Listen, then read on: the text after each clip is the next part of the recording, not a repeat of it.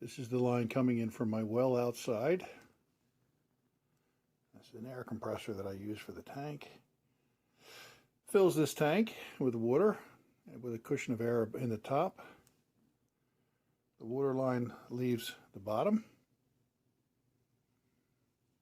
comes up across the ceiling here, drops down to the first riser on the right. Again, okay. Following to the left, the raw water goes down, comes back up the second riser with the red hose connected to it there, and that goes out to the hose bibs outside, front and back. So here, this is a winterizing. I'll hold the light and the camera and everything at the same time here. So to winterize the outdoor hoses, you simply close this valve and open this drain, and that will drain the water lines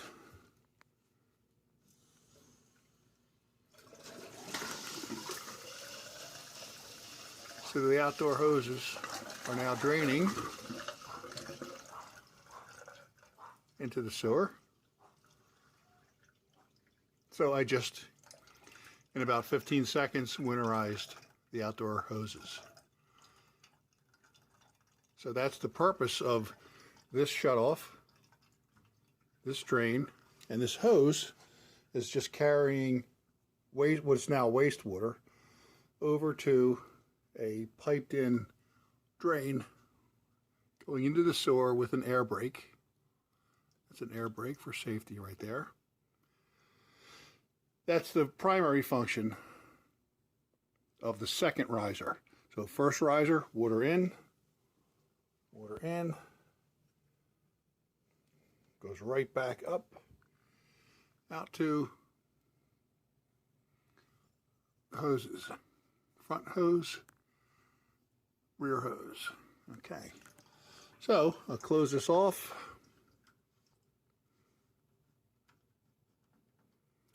Open this, and our hoses are pressurized again. All right, so going back to the raw water,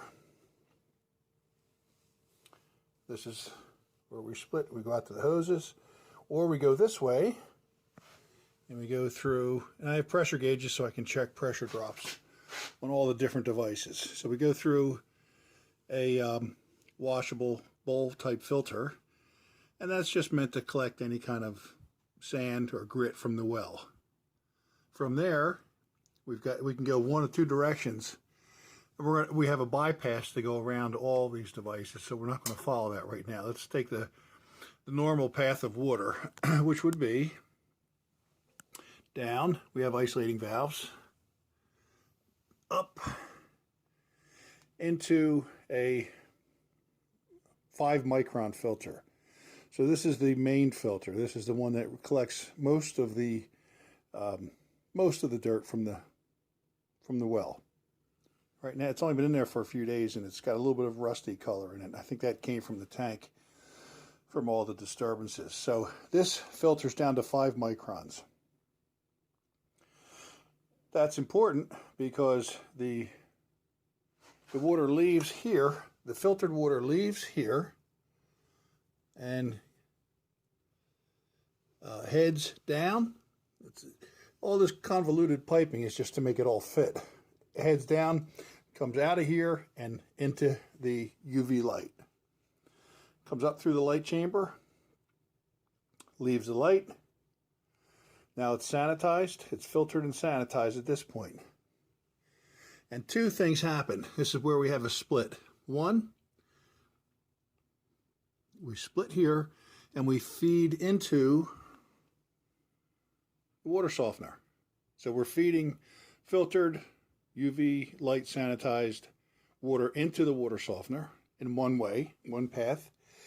The second path, the pipe goes down along the lower level, comes up to the third riser in the set, and this one goes to the kitchen sink, cold water. That's all it does, cold water, kitchen sink.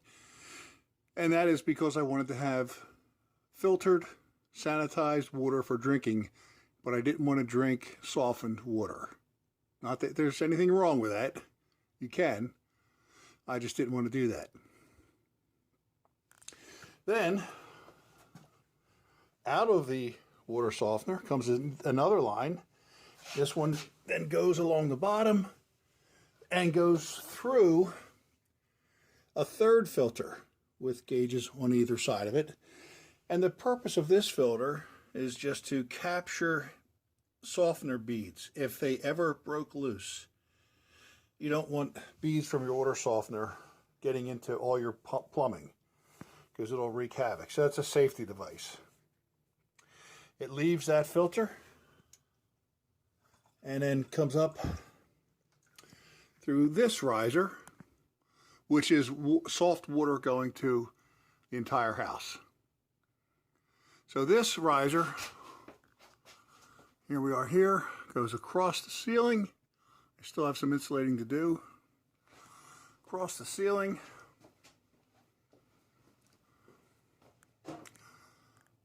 Bet you a little.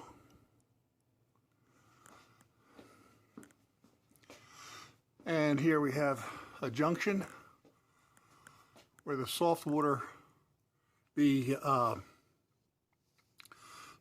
goes in a couple directions, heads out to the appliances, and then this one heads over to the boiler room. So we'll take a look over there. So here we are coming into the boiler room, and wouldn't you know it, we land on another wall rack, and soft water comes into this rack. This space is open for zone valves, which I'll be installing sometime in the next several months. These zone valves will be landing over here on the wall rack. This is the domestic hot water circulating pump, which gives us instant hot water at all the appliances. That's not wired yet. It's plugged in, but that's a mess. I'm going to take care of all that. Okay, so I took a Lowe's bucket and found some grommets. You see the black grommet there. Some PVC fittings, some washing machine hoses, and I'm putting together a little system here for acid cleaning my domestic hot water coil. So, if you're not familiar, these are the two lines that go into my boiler. One goes in cold, one comes out hot. That's how I make shower water.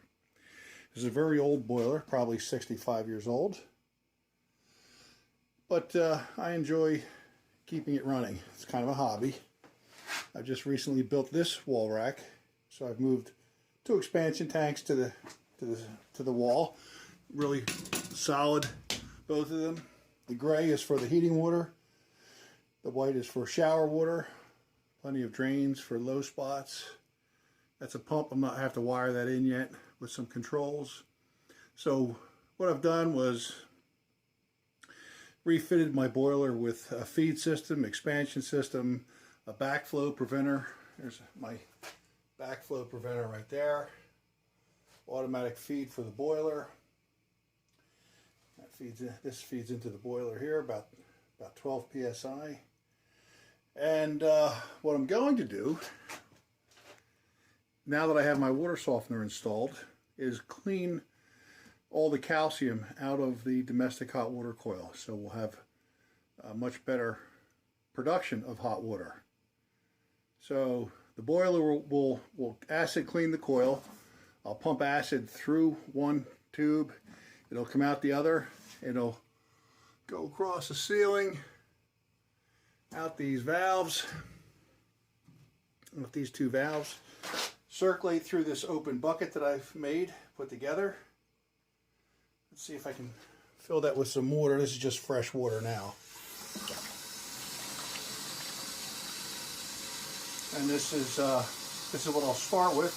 So first I'll fill the bucket with some fresh water just to make sure none of these fittings leak, because I'm going to be pouring acid into the bucket. And the last thing I want is for acid to leak all over my floor. This is my sump pump, which I installed not too long ago. I still have to finish the floor with cement, but I dug a 3-foot hole, sunk this tank in there, and that works very well. That all gets pumped outside, and someday I'll show you how that system works. All the water gets pumped probably 150 feet away from the house, along with all the water from the rooftops. Oh, too much water there. I got to talking. Okay. Let me dump some of this out.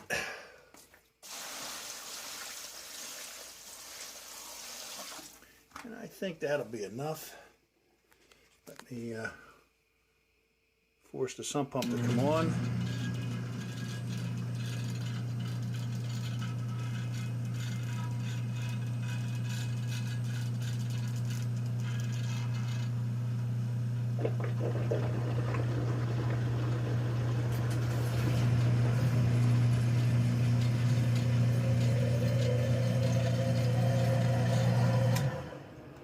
Okay.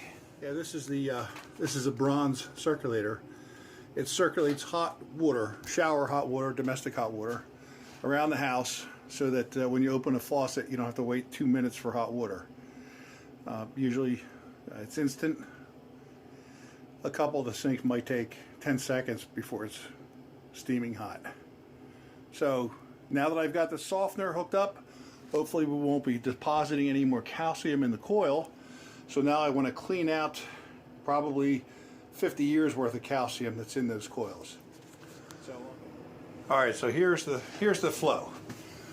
The liquid in the bucket, which will be a combination of water and acid, will leave through that white tube, head down the blue hose into the transfer pump. The pump will then push the acid fluid up through this valve, the red hose, across the ceiling and down into the coil. So this is an extension of the red hose. Goes through the coil where the hot water for the showers gets made, comes back out this pipe, comes over, down. Because this valve is shut, it has nowhere to go. Let's see here. This valve is shut. That water has nowhere to go but out through the green hose and back into the bucket. So I get the loop established first with the pump and just clean water. And once everything is leak proof and flowing properly, then I'll begin to add the acid, and I'll test the acid with an acid test kit. I'll try to film as much as I can for anybody interested, and I'll monitor the acid level of that water. So I have 1 gallon of a product called Rid Lime. My light's not the best in the world here. Rid Lime. And that 1 gallon of biodegradable marine descaler, the manufacturer claims is enough acid to dissolve 20 pounds of calcium, which I'm sure I have nowhere near that amount. So I'm not going to be putting the whole gallon in there. But the way it works is you put some in and you test the acidity of the water. And that's how you can judge the progress of the job. As the acidity level drops, you add a little bit more acid, because the dissolving calcium will cause the acid level to drop.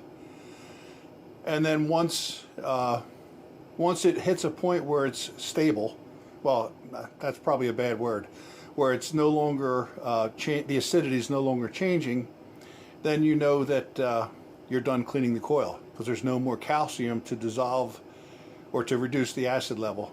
And therefore, if the acid level stays at a certain level, then you're done. And you just flush everything and open it back up. And with a soft water system installed, calcium deposits in the future should not happen. Okay, this is clean water. We're going to do a sample test of the acidity of my water. So, let's see what we got here. Hold the button, turn it on, and we camera sideways here to see that.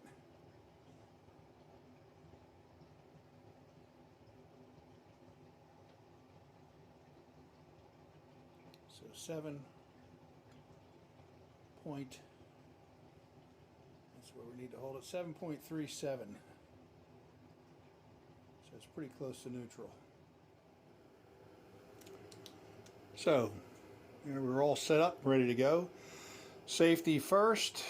I've opened my Bilco doors because I want plenty of ventilation working with acid. Acid fumes can be really, really nasty. That goes as my freshwater safety hose. So if anything goes wrong with the acid, I've got fresh water just about 2 seconds away.